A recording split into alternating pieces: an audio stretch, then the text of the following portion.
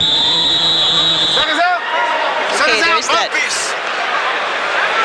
counter by Gerry that kind of caused Ponce de Leon to go a little bit off balance. So we're in the third round. Papasok na po ang third round. Seb Sarmenta po at saka si Dayan Castilla. Dayan has been already following the fighters. Since when mo sinundan sila Barrera at saka si Marquez pati sila Gerry? Since a week ago? Yeah, I arrived here on Tuesday at, I was here for the press conference, the weigh-in, and got a chance to talk to them a little bit in the room. So they're all actually pretty nice guys, you know. And we'll share those tidbits of information as we go along. In the meantime, you're very correct, Dayan, about De Leon being the aggressor early on. Gerry ngayon, medyo umiinit ang konti. Sabi ni Gerry, ito nakakita ng konting puwang. Gerry, you know, he's the challenger. He can ill afford, and with his track record of not being able to win decisions, I'm sure Gerry in his mind might be thinking of a knockdown here. That's the only way I think he will be impressive here. Ayun, nag-miss. So sabi nga ni Coach Freddy, he has to really take advantage of the errors. So that's what Gerry's trying to do. I think he can use his legs a little bit more.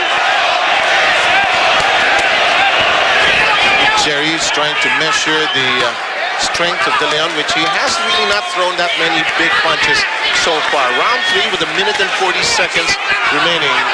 Just about even po nung unang dalawang round. Si De Leon, sa tama yung sabi mo, parang permanenteng bahagi ng kanyang hairdo yung kanyang buntot, ano ha?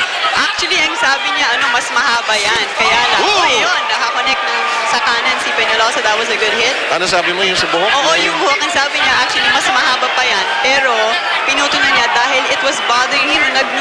Nung tumitira siya ng mga punch, ay nagsiswing siya sa harap. So, natatamaan ang kanyang bukas. So, he had to cut it a bit. Pero he will never cut those braids because this is a sign of his roots coming from the Indian tribe of Mexico. He worked as a farmer in his early years. And Penalosa now is beginning to connect. Yes. He's been throwing the more authoritative punches here. Ililid ni Gerry ng kanan yan siyempre. Tapos isa-set up niya yung kaliwa. Ang bantayan nyo kay Gerry, yung left hook ni Gerry, ha? Maraming wild punch si Ponce de Leon and he's starting to miss. So that's good for Gerry. Another good hit there by Penalosa. Diba? Mukhang hindi siya masyadong umatake the way he was in the first 2 rounds. So it looks like Gerry is getting to him.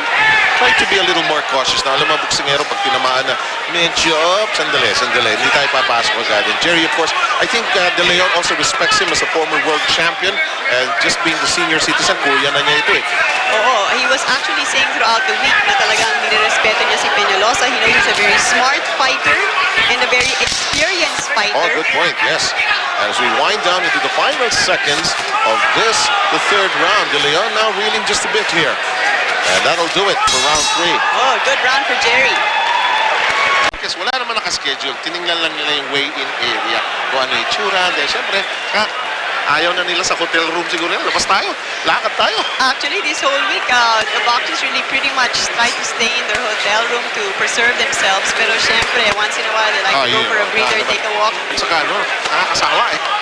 Samantala, round 4 na po tayo. And so far, Penalosa has been able to throw some leather. But you know, you're wary of De Leon when you notice his fight record of 28 wins, 28 KOs in his 30 wins. So in the meantime, De Leon trying to stay in the middle of the ring, trying to stand his ground against Gerry. Now throwing better leather. Gerry gets tagged. Penalosa with the left.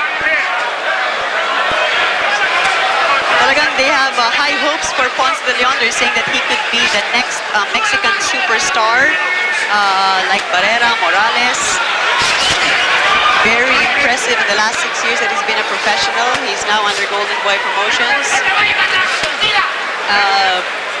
Ponce de Leon was an Olympian. He played for the Mexican boxing team in the 2000 Sydney Olympics. Maraming Olympian dito actually.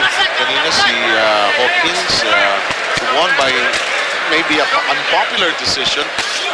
People in the press room were all complaining about that decision. In the meantime, that's done and that's over with. And we're focusing on this one. Hawkins was also an Olympian. In the meantime, De Leon going to the body. That's a good strategy when you can't knock him out. Let's try the body. Let's measure how strong that is. I don't really see Gerry going to the body as he said he would to Kasi pagka umatake siya sa baba, Dayan, he will leave himself very open. And he's wary, of course, of the KO reputation as well of this guy, De Leon. Mas mahaba yung reach ni De Leon. Maganda ang kanyang stance. You know, he is also a martial arts specialist. No, he takes taekwondo and aikido. And when I was in the gym, he was showing me some of a few of his kicks. Saka isa pang disadvantage ng isa't isa, no? Parehong kaliwete ito eh. So, usually pag kaliwete, laban sa kanan, may advantage ng kaliwete. So, na-anticipate ng bawat isa kung saan pupunta ang mga suntok na bawat. Now, De Leon going to the body a little more often as we enter the final half minute of round number 4. Oh, good shot coming from Penalosa. Gerry trying to mix up a combination there. He is the veteran. He will try to be a little more cautious here. But you know, this is Las Vegas. You need a show here. Final 10 seconds of the fourth. Crowd beginning to whisper here. But the crowd begins to murmur. You sense that they want a little more action. Back in a moment.